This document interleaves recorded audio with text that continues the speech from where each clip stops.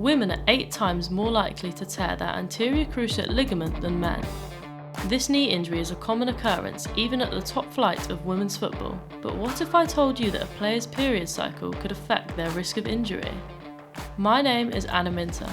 I'm an amateur footballer and I've been living with a ruptured ACL since May 2019. In the months prior to my surgery, I'm embarking on a journey to find out more about ACL injuries in women's football and the big question as to whether tracking your menstrual cycle is something that could prevent this injury.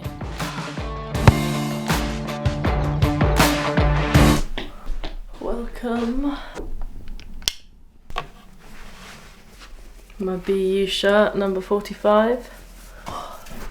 Me in my second year. Keep going, keep sprinting!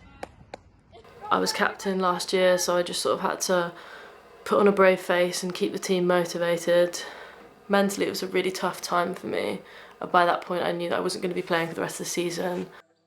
Research within the last decade has suggested that at certain stages of your period cycle, the risk of tearing your ACL is higher. In February earlier this year, Chelsea became the first Women's Super League club to tailor their athletes' training schedules around their cycles after announcing a partnership with Fit Our Woman. Fit Our Woman is a company that conducts leading research into menstrual cycles in sport. In 2016, they launched the world's first ever app that helps athletes track and adjust their training based around their menstrual cycle. I wanted to find out exactly how it can be that my period cycle could affect the ligaments in my knee.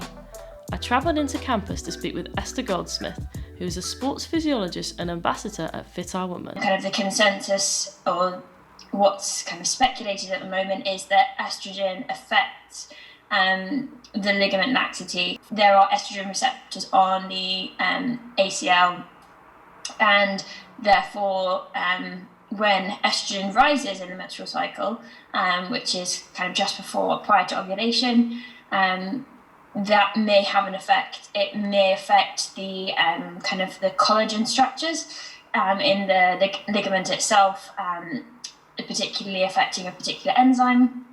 But there is also potentially a link in estrogen on neuromuscular control as well, and muscular engagement. So all of those things may mean that the risk of ACL injury or ACL tears is increased. The methodology of how we test women, how we measure menstrual cycle, how we make it really rigorous, hasn't always been there. So the quality of research is historically quite poor. It is getting so much better and we are understanding a lot more. The links between this particular time in the cycle, so about mid-cycle, and increase in risk of ACL tear is still, I would still be wary of interpreting it, I guess, too much.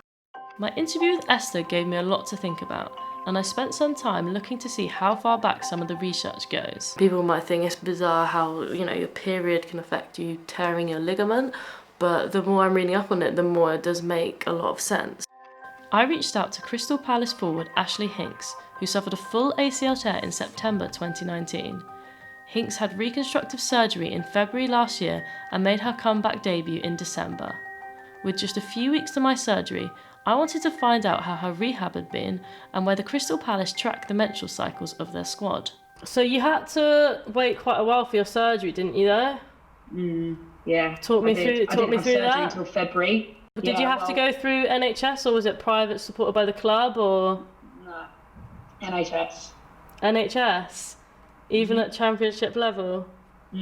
It's completely down to the club at that point whether they want to find the money for the private or they don't want to.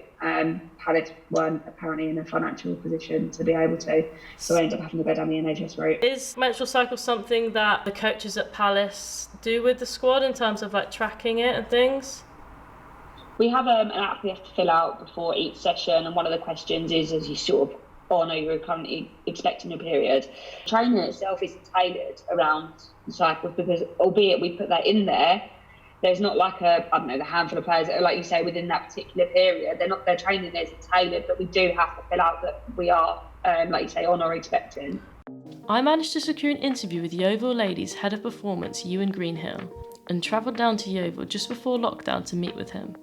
It would be really good to get sort of insight of a coach from, I'd say it's in between grassroots level and professional level.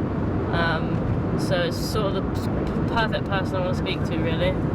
Ewan has been monitoring the menstrual cycles of his squad for over 18 months now and has achieved a successful injury rate since working with the club. Yeovil ladies were promoted to the Women's Super League in 2017, but now play in the National Premier Division. Where are they on the menstrual cycle? Is it something that we can then link their wellness results currently or from last week? That's where we are right now, to try and look at, okay, we know when a player is kind of due on. We're now starting to look at the data and trying to pick out trends for each individual so that we can get ahead of the game for our own players. Practically, there's probably only one place where we edit what we do, and that's in the gym. That is the one place where the players will say, I don't feel maybe as comfortable from experience doing the full Olympic lifts, a full heavy squat. And that's backed up with some of the research that you see, is to try and take some of that strength work maybe out in certain places, some of that real heavy intensity work. That's what we've found has been the best. I asked Ewan if he thought that period tracking could be introduced through all levels of women's football in the future. Yeah, it's going to take time. It always takes time for all this research to come and filter down. Yeah. It's going to be difficult. Yeah. I've learnt a lot on this journey. It's clear that the research still needs more time and practice before we can fully determine hormonal changes as a serious factor of an ACL injury. But period tracking seems to be a trend that will be present in women's football for the foreseeable future. Months on from the start of this documentary, I'm still on the waiting list for my surgery after it got postponed in December due to COVID-19 circumstances. Hopefully 2021 will finally be the year that I can get back on the pitch, and I certainly will start talking about periods more.